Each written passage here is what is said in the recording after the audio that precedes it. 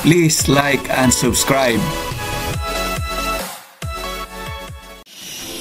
Ngayon, nilagay na nila yung vacuum tools doon sa bagong welding. Kita nyo yung may square at tinapat doon sa may mga welding area. Ngayon, bago nilagay nila yung vacuum, nilagyan nila yung tubig.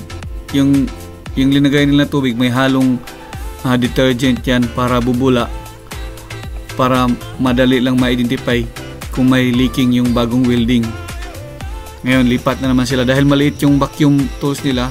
So, pagkatapos ma-confirm na walang leaking, ilipat na naman yan.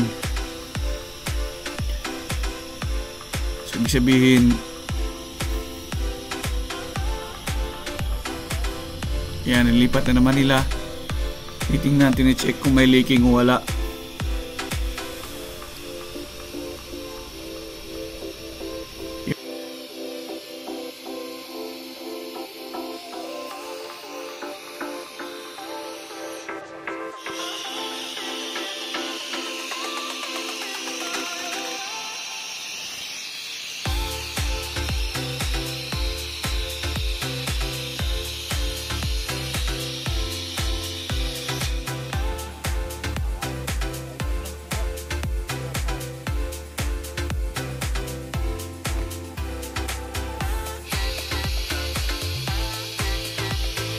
Confirm, may leaking talaga, oh.